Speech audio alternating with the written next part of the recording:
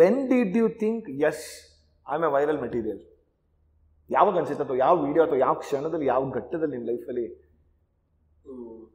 ನಾನು ಫಸ್ಟು ವಿದ್ಯಾ ಜೊತೆ ಅಂದರೆ ನಾನು ಕೆಲ್ಸಕ್ಕೆ ಸೇರೋದಕ್ಕಿಂತ ಮುಂಚೆನೇ ನಾನು ಸ್ಕ್ರಿಪ್ಟ್ಸ್ ಎಲ್ಲ ಬರೀತಿದ್ದೆ, ಸ್ಕ್ರೀನ್ ಪ್ಲೇ ಎಲ್ಲ ಬರೀತಾ ಇದ್ದೆ.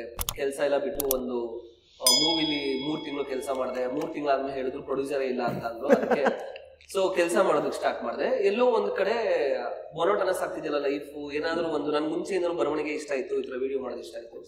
ಫಸ್ಟ್ ವಿದ್ಯಾ ಜೊತೆ ಯಾವುದೋ ಉಪ್ಪಿಟ್ಟು ಅಂತ ಒಂದು ವಿಡಿಯೋ ಮಾಡಿದೆ, ನಂದು ಸ್ಯಾಮ್ಸಂಗ್ ಇದರಲ್ಲಿ. ಆ ವಿಡಿಯೋ ಚೆನ್ನಾಗಿ ಓಡ್ತು, ಅಂಡ್ ಚೆನ್ನಾಗಿ ಓಡ್ತು in a sense I am talking about 20,000 view. 20,000 view ಅಂದ್ರೆ ನೆಕ್ಸ್ಟ್ ಲೆವೆಲ್ ಅಂತ. ಆಮೇಲೆ 2 ಮಾಡಿದೆ, 3 ಮಾಡಿದೆ.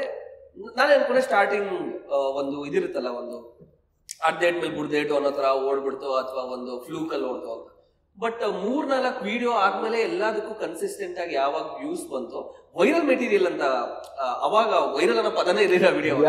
ಬಟ್ ಓಕೆ, ಏನೋ ಒಂದು ಮ್ಯಾಟರ್ ಇದೆ ಒಳಗೆ, ಅದನ್ನ ತೋರಿಸ್ಬೋದು ಜನಕ್ಕೆ, ಜನ ನೋಡ್ತಾರೆ ಅಂದ್ರೆ ಕನ್ಸಿಸ್ಟೆಂಟ್ ಆಗಿ ಎಲ್ಲದಕ್ಕೂ ಕಮೆಂಟ್ಸ್ ಅಥವಾ ವ್ಯೂಸ್ 20,000 ವ್ಯೂ ಬಂದಾಗ ಓಕೆ, ಫ್ಲೂಕ್ ಅಲ್ಲ ಇದು, ನಾನು ಏನ್ ತಲೆಯಲ್ಲಿ ಅನ್ಕೊಂಡಿದ್ದೀನೋ ಅದು ಕರೆಕ್ಟ್ ಆಗಿ ಟ್ರಾನ್ಸ್ಫರ್ ಆಗ್ತಾ ಇದೆ. ಸೊ 1 ವರ್ಷ ಆಲ್ಮೋಸ್ಟ್ ನಾನು ಫೇಸ್ಬುಕ್ ಅಲ್ಲೇ ಮಾಡಿದ್ದೀನಿ. 1 ವರ್ಷ 2 ವರ್ಷ ಫೇಸ್ಬುಕ್ ಅಲ್ಲೇ ಮಾಡಿದ್ದೀನಿ. ಇದೇ ರೀತಿ ಇನ್ನಷ್ಟು ವಿಷಯಗಳನ್ನ ತಿಳ್ಕೋಬೇಕು ಅಂತಂದ್ರೆ ಗೋಲ್ಡ್ ಕ್ಲಾಸ್ ವಿತ್ ಮಯೂರ ಅಂತ ಮೇನ್ ಚಾನೆಲ್ ಇದೆ, ಅಲ್ಲಿ ಹೋಗಿ ಪೂರಾ ವಿಡಿಯೋನ ನೀವು ನೋಡಬಹುದು.